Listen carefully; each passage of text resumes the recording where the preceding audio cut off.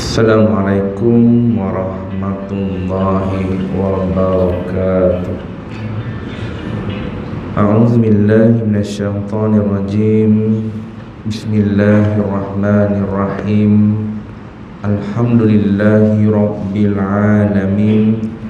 Wassalatu wassalamu ala asyrafil anbiya'i wal mursalin wa ala alihi wa sahbihi ajma'in. Allahumma anta maqsudina wa ridhaka matlubina, a'tina mahabbataka wa ma'rifatak.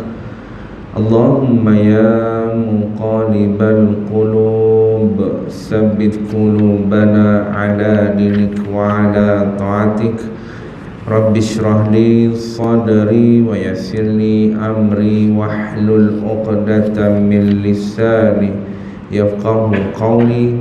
La hawla wa la quwwata illa billahil aliyyil azim. Amma ba'd. Alhamdulillah, syukur kepada Allah Subhanahu wa taala. Izinnya malam ni dapat kita sama lagi dalam majlis ilmu. InsyaAllah mudah-mudahan dengan apa yang kita kongsikan pada malam ini, sikit sebanyak ada manfaat untuk kita bersama. Baik. Yang ada kitab, ada muka surat yang ke-11, muka surat yang ke-11, perenggan kedua. Dalil-dalil keharusan solat qasar. Yang pertama Al-Quran, selesai dah.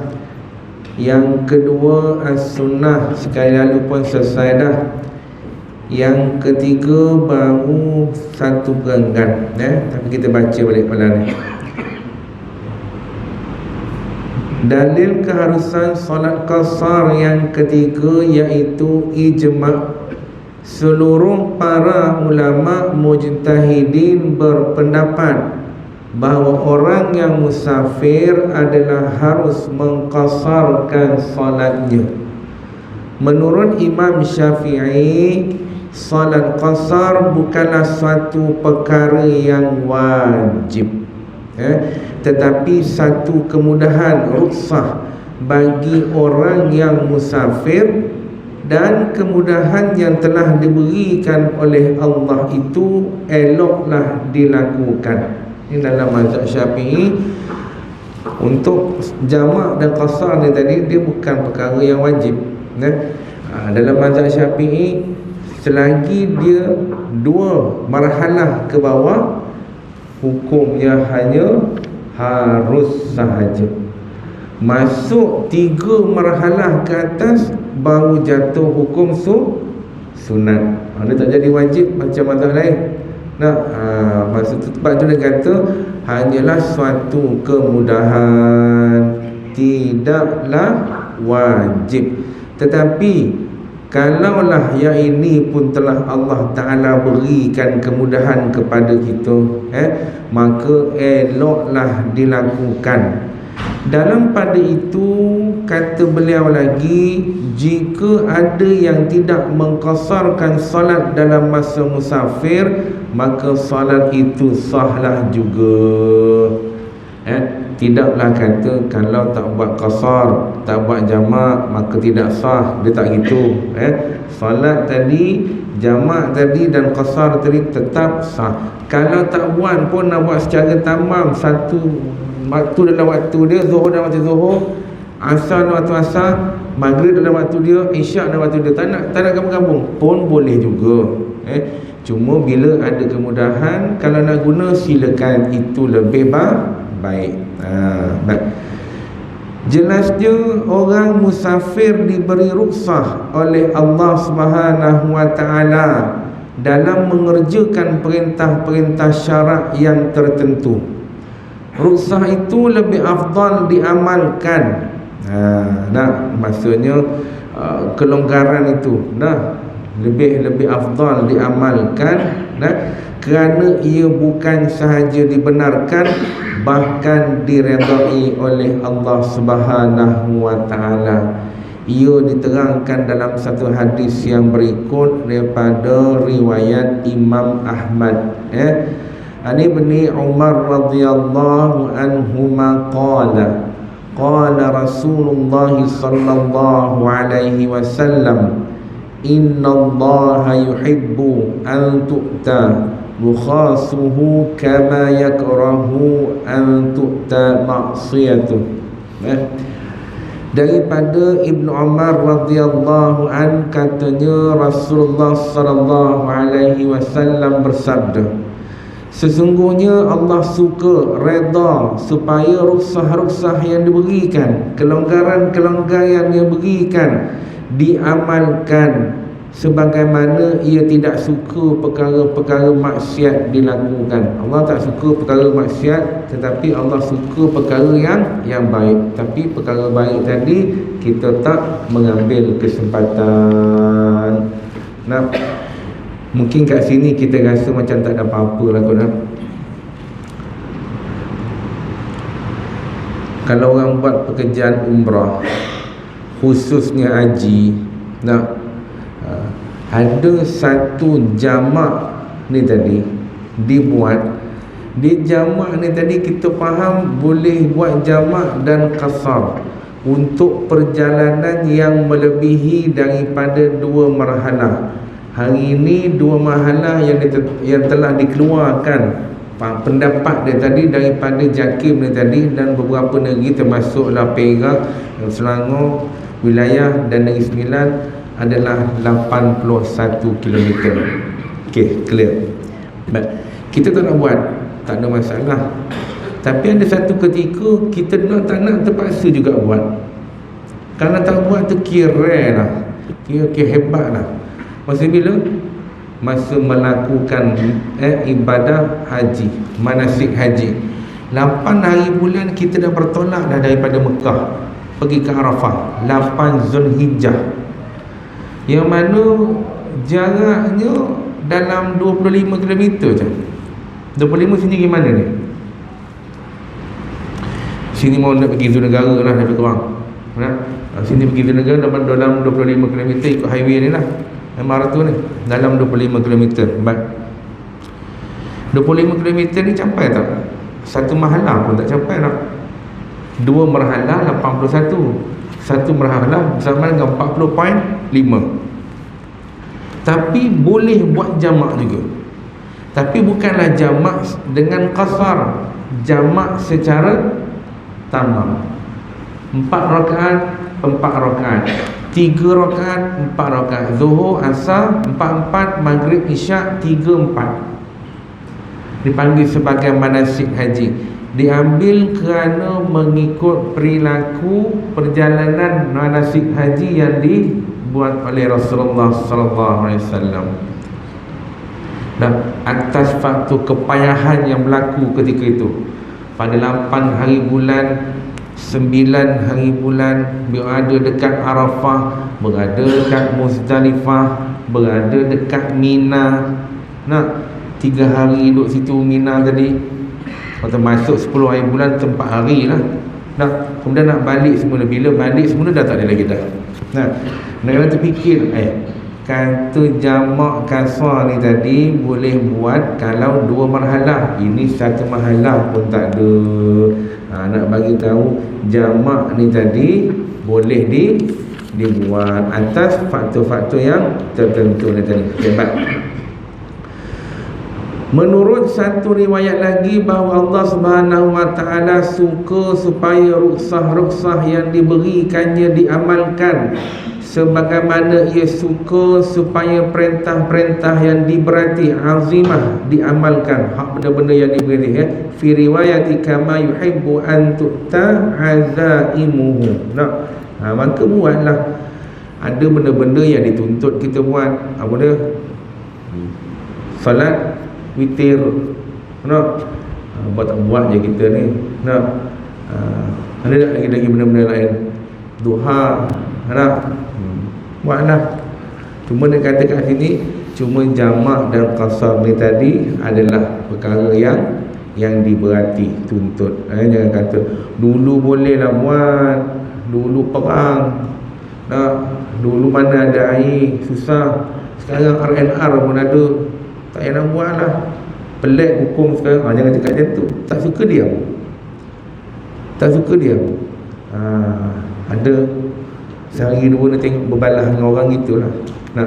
Berbalah dengan orang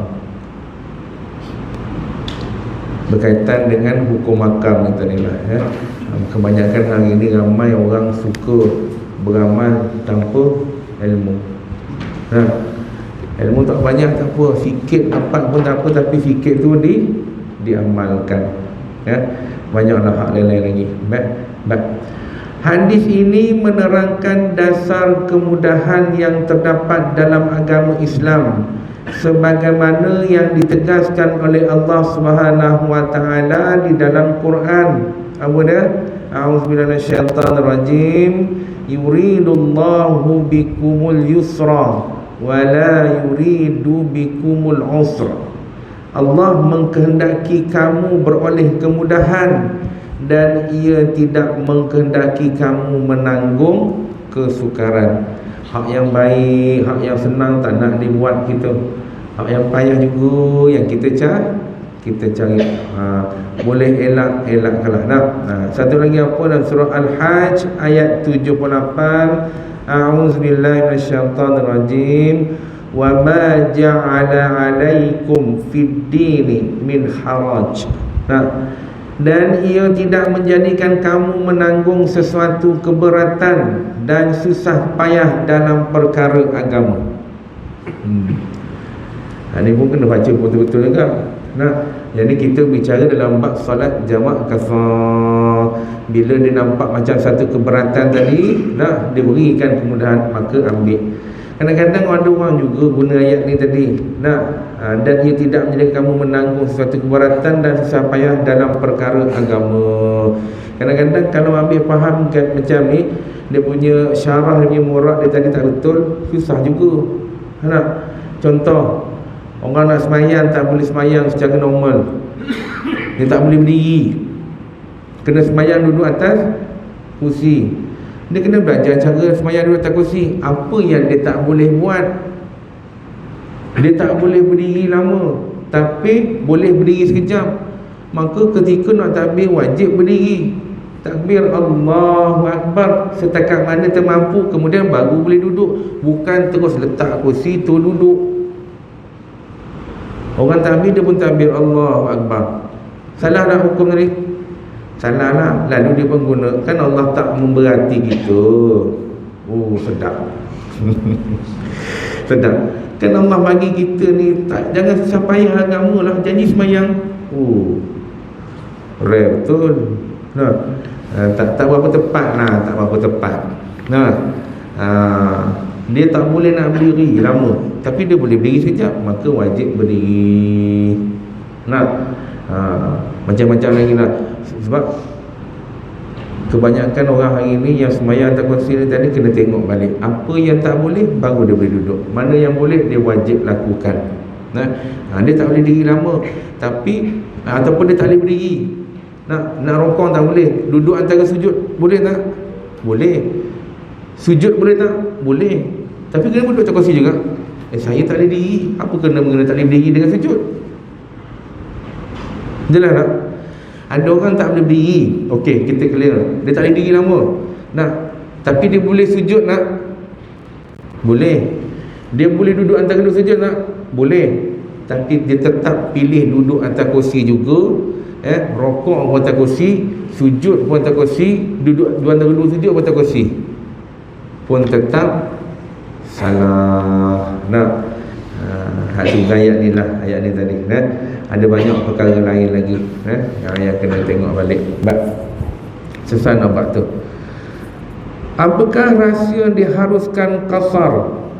Di antara lain hikmah dan rahsianya ialah hendak mengelakkan atau meringankan masyaqqah, kepayahan yang kemungkinan dihadapi oleh seseorang musafir itu, memudahkan melaksanakan hak-hak Allah Subhanahu wa taala, menggalakkan pelaksanaan fardu-fardu yang diwajibkan ke atasnya, dan tidak menyusahkannya dalam melaksanakan tanggungjawab.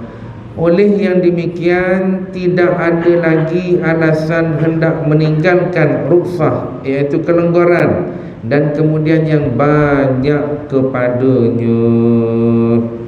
Nah, kadang-kadang bila cerita berkenaan dengan rukhsah ni tadi, kelonggaran yang diberi, kadang-kadang kita tak follow pun.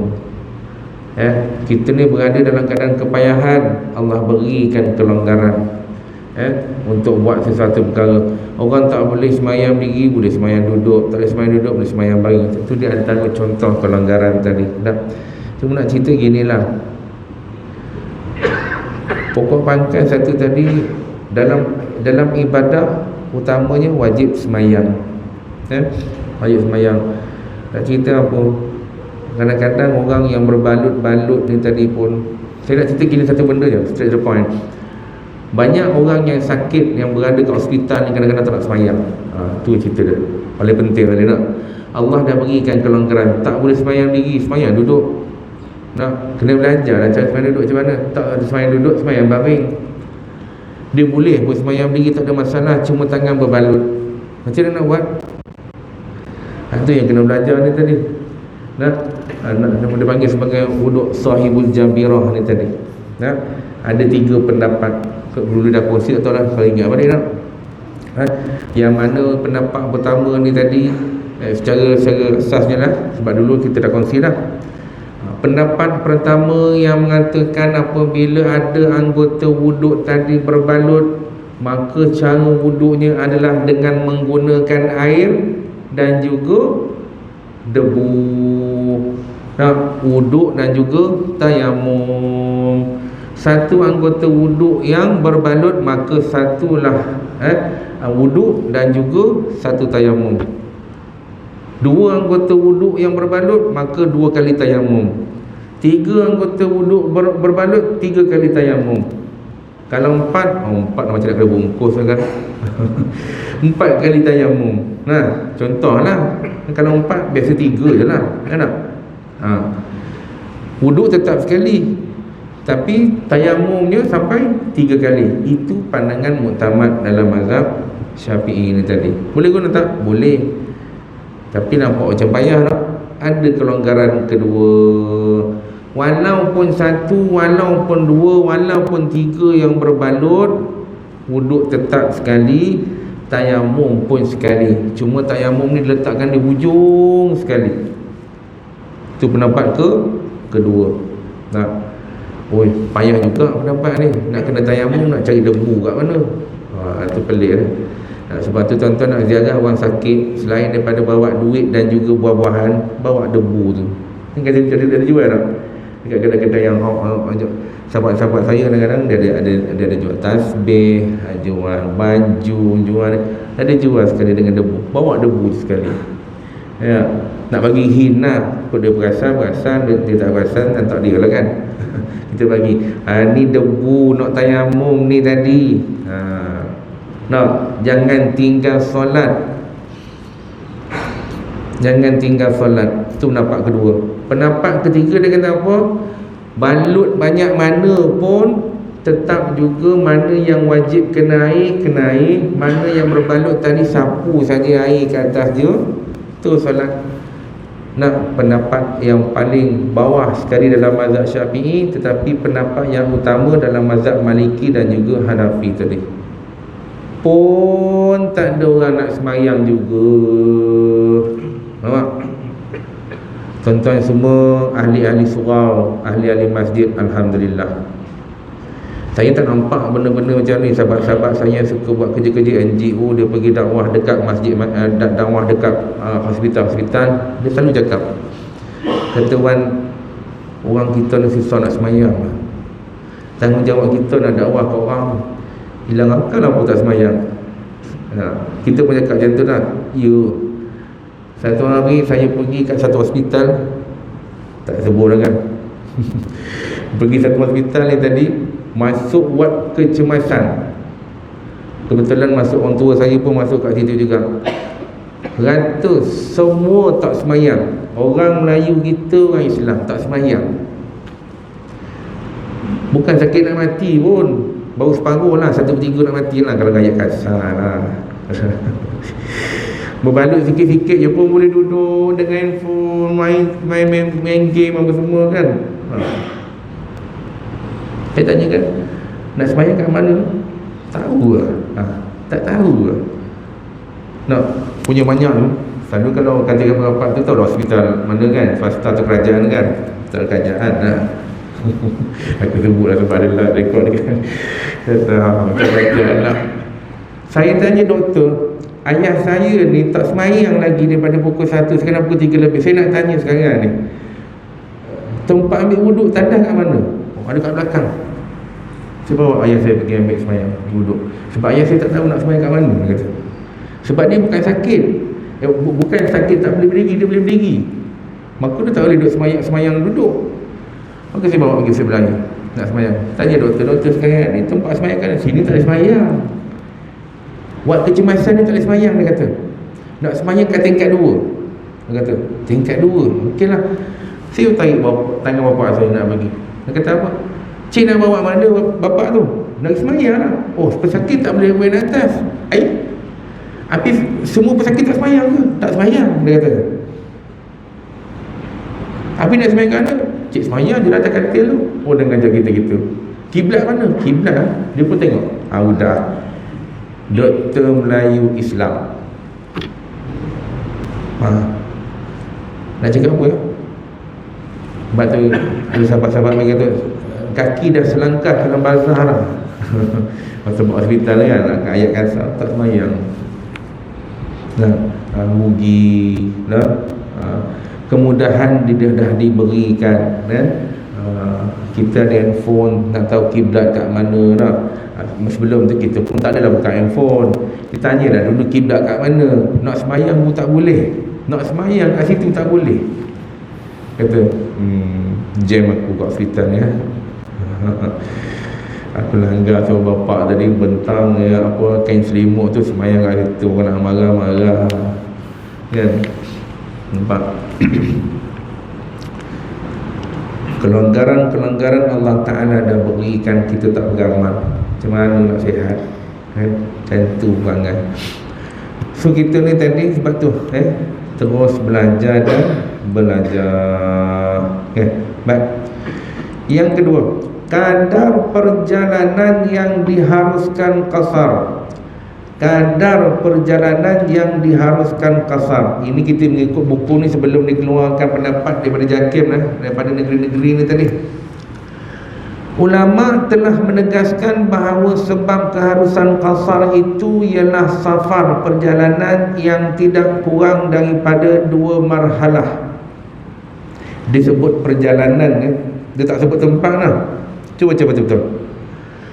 Bahawa sebab keharusan qasar itu ialah safar, iaitu perjalanan yang tidak kurang daripada 2 marhalah. Menurut ukuran sekarang ialah 89 km. Dalam buku kita kena baca jugalah. Asalnya memang 81. Yang sekarang ni berdasarkan pendapat Dr. Wahbah dalam Al-Fiqh Al-Islami wa Adiltuh, jilid kedua, muka surat yang ke-321. Sama ada perjalanan yang jauh itu memakan masa yang lama atau singkat sahaja. Sama ada daratan maupun lautan atau udara. Sama ada berjalan kaki atau berkenderaan. Walau bagaimanapun, kiranya perjalanan itu 3 marhalah atau lebih, maka hukumnya sunat diqasarkan solatnya.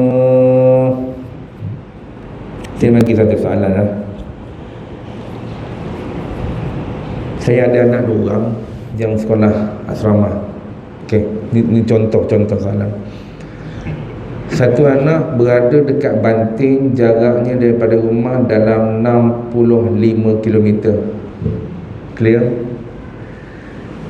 Daripada rumah saya Bandar Tasik Selatan ke Sungai Kelambu Banting 65 km. Dia masuk dalam ma'had tadi kan. So bila nak hantar tadi, bila masuk tiba waktu semayang, boleh tak buat jamak dan qasar? Tak boleh, sebab tak capai 81 km, tak capai 2 mahalah. Baik. Satu lagi anak saya hantar kat sekolah tahfiz juga dekat Kepong, kat Manjalara. Nak sekolah tahfiz kat sana. Baik. Antara rumah saya pergi ke Manjalara tadi dalam 35 km. Kalaulah dalam perjalanan tadi masuk waktu semayang, boleh tak saya buat jamak dan qasar? Tak boleh. Ke Banting pun tak boleh, ke Manjalara pun tak boleh. Baik, soalan dia, saya nak hantar anak saya dua-dua tu sekali serentak. Saya nak hantar last sekali ke Banting, saya hantar ke Manjalara dulu. Daripada rumah saya hantar ke Manjalara, daripada Manjalara baru pergi ke Banting. Sampai ke Banting 115 km. Okey, jelas? Masuklah waktu ketika itu waktu maghrib dan isya. Masuk waktu maghrib. Boleh tak saya buat jamak dan qasar? Boleh. Jawabnya boleh. Sebab dikira perjalanan, bukan jarak daripada rumah saya tak. Daripada Manjalara tadi pergi ke Banting. Selalu macam tu. Nah, kita kira jarak perjalanan, bukan jarak tempat tersebut daripada rumah kita. Itu pun satu kaedah juga, tapi dikira perjalanan tadi untuk tempat yang berdekatan. Untuk tempat yang berdekatan. Daripada sini nak pergi ke Shah Alam lebih kurang dalam 35 km. Okey. Saya memang nak pergi Shah Alam. Sebelum saya nak pergi ke Shah Alam, saya kena ke Gombak dahulu. Daripada Gombak tadi saya kena pergi Batu Cave. Daripada Batu Cave baru saya shoot pergi ke Shah Alam. Jarak dalam 95 km. Atas urusan kerja ataupun urusan tertentu. Boleh tak buat jamak dan qasar? Jawabnya boleh. Tapi orang tak pernah ambil tahu benda ni pun, dan tak pernah buat pun. Hak tak pernah buat ni tadi. Nak cerita jarak perjalanan tadi membolehkan kita untuk melakukan jamak dan qasar tadi. Sebab kita dah fikir, aku daripada rumah pergi ke Gombak baru 30 km, aku daripada rumah pergi ke Shah Alam dalam 40 km. Jadi nak buat jamak tak celah mana, tak? Tapi kalau perjalanan ni tadi mesti memang dah ada niat ke satu tempat lah. Dia pergi kat Gombak, dapat Gombak tadi pergi dekat Batu Cave, daripada Batu Cave baru nak pergi Shah Alam. Dia niat kemudian dah sampai satu tempat baru niat tempat lain, dah tempat-tempat kedua baru niat tempat ketiga. Ini tak boleh. Hal tu tak boleh. Baik. Ada masalah nak permulaan safar. Bilakah dikira permulaan seseorang itu musafir yang membolehkannya salat jamak atau qasar? Permulaan safar yang diharuskan qasar atau jamak itu adalah dikira dari luar kawasan, dari sempadan qaryah atau perkampungan atau taman perumahan seperti yang berikut. Hak pertama ni tadi, sekiranya kampung itu mempunyai kota sebagaimana terdapat pada setengah-setengah tempat di tanah Arab, maka permulaan safarnya itu ialah setelah dia keluar daripada kotanya ke arah yang ditujunya. Dia nak keluar daripada kawasan Korea ni, dia ambil kota. Sini kota kita kat mana? Kelumpur lah. Ada kota tak sini? Dia panggil kota, kita panggil bandar lah nah. Kita panggil bandar. Nampak nombor 1 ni, dia ibarat je gini. Tahun lepas saya terlibat dalam program kursus Perdana Haji. So kita berdialog dengan pensyarah daripada UIA lah. Nah, bagi mereka yang dimaksudkan keluar daripada kota ni, contoh orang Lumpur ni tadi, dia keluar daripada Lumpur ni, dia panggil satu kawasan Lumpur ni, kota dia punya benchmark dia tadi dekat tengah-tengah bandar tadi. Jadi orang yang duduk kat sekeliling kawasan ni tadi, kalau nak keluar Korea, bermaksud keluar daripada Kuala Lumpur. Contoh, orang yang nak ke selatan, dia mesti melepasi tol Sungai Besi. Oh, saya kata, oh, jam macam tu jauh. Jauh. Tapi ni bukan muktamad lah, ini satu pendapat dia kata. Nak satu pendapat. Kalau orang nak pergi ke utara, melepasi tol Jalan Duta. Orang nak pergi ke selatan, melepasi tol Karak. Lepas tol tersebut, dah kira luar Korea. Oh, saya kata, macam ni jam aku. Sikit punya jauh. Kalau guna pendapat yang inilah, nak, kalau guna pendapat hak yang pertama, tu keluar daripada kota. Tuan-tuan pergi melepasi tol Sungai Besi, dah lepas dah. Lepas tu Sungai Besi kan ada tempat semayang nak, stesen minyak semua nak, boleh buat kat situ. Ataupun tol Jalan Duta, tol Karak tadi, boleh. Baik. Yang kedua, bagi kampung yang tidak mempunyai kota sama sekali, atau tidak ada kota dari arah tempat yang ditujunya, atau ada kota dari yang bukan dikhususkan untuk perkampungan itu sahaja, seperti ada beberapa buah kampung yang dilingkungi oleh satu kota sahaja, maka permulaan safarnya itu dikira setelah melintasi sempadan yang memisahkan Korea itu dengan yang lain, seperti parit atau tembok atau jalan besar yang dijadikan sempadan. Inilah yang kita guna pakai ni kat sini. Nah, sini ni tempat sini kawasan Korea ni mana? Masjid yang menjadi utama kat sini, Masjid Sri Petaling lah sini nak. Luar daripada kawasan sini, yang di bawah jajahan masjid, kita senang cerita yang di bawah jajahan masjid, bagi kita senang macam tu lah. Tapi tuan-tuan pergi dekat depan sikit, dekat Sungai Besi, oh tu lagi jam. Bukan jam macam mana, itu lagi banyak Korea. Sebelah-sebelah je ada Masjid Mukarrabin. Mukarrabin nak pergi ke pasar pekan Sungai Besi itu dalam 2.1 km je. Masjid Ibn Khaldun, daripada Masjid Ibn Khaldun nak keluar pula, keluar saja Korea jalan besar ni tadi tu, sebelah apa ni, Maju Tower tadi tu, sebelah tu ada masjid apa? Zaid bin Sabit. Lain pula Korea ada lagi. Jalan ke depan sikit, belok sebelah kiri ni, tengok dapat pula Masjid Sayyidina Osman. Ni banyak nak. Dekat Sungai Besi ni pun ada 4 masjid. Masjid Mukarrabin, Zaid bin Sabit, Ibn Khaldun, ada masjid dalam tadi, Masjid Al-Fatah ke apa, Al-Fatih ke apa, masjid tentera tadi. Lagi banyak kat situ. Tu lagi senang, keluar saja dah masuk Korea lain dah. Kat sini susah sikit. Kalau kawasan-kawasan kampung macam saya pernah dulu belajar kat mana, kat pondok dekat Bagan Datuk tu. Daripada Bagan Datuk nak keluar tu berapa kilometer baru melepasi Korea. Daripada hujung tu keluar sampai ke Selekoh, ada orang pegang Bagan Datuk. Sampai ke Selekoh tadi. Ke Rungkuk, ke semua jauh.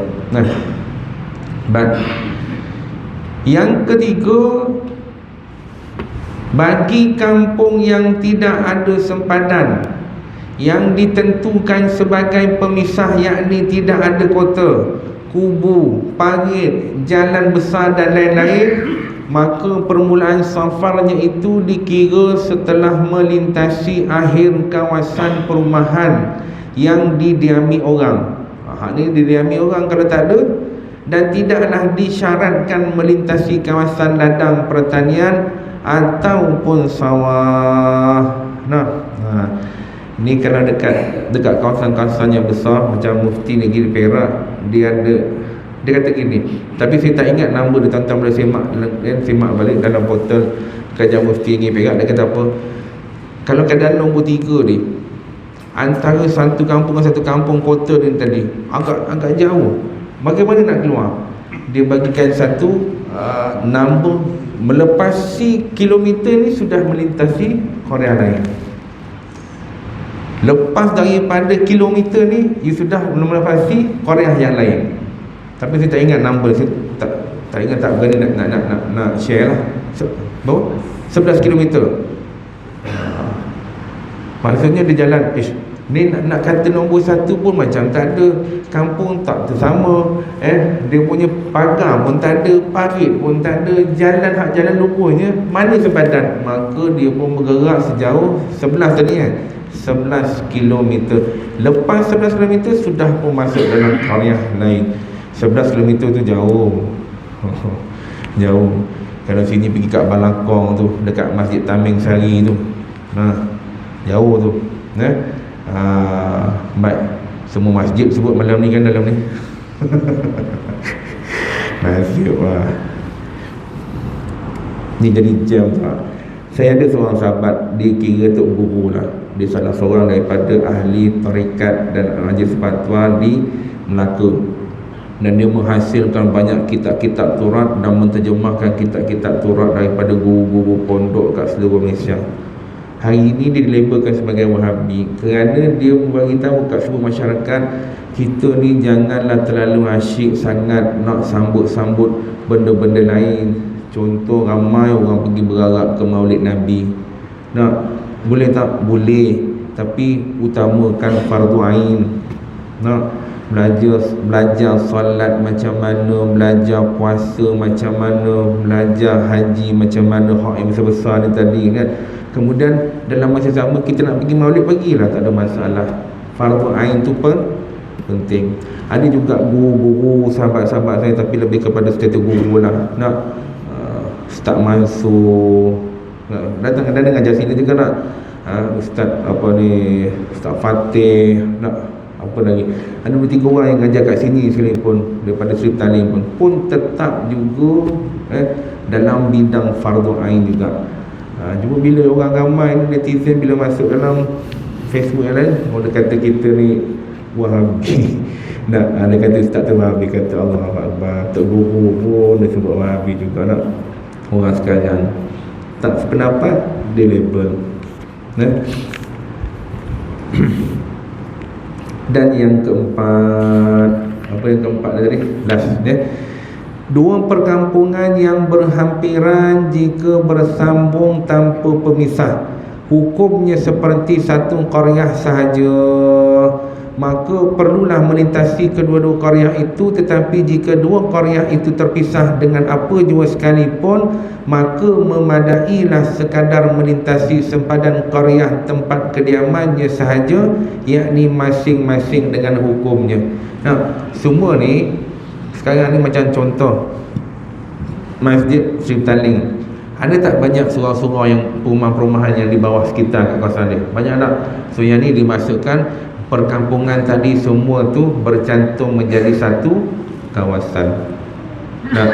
Keluar daripada Korea ni tadi baru dikira melintasi Korea, dan baru boleh buat permulaan safar khusus je untuk jamak dan qasar.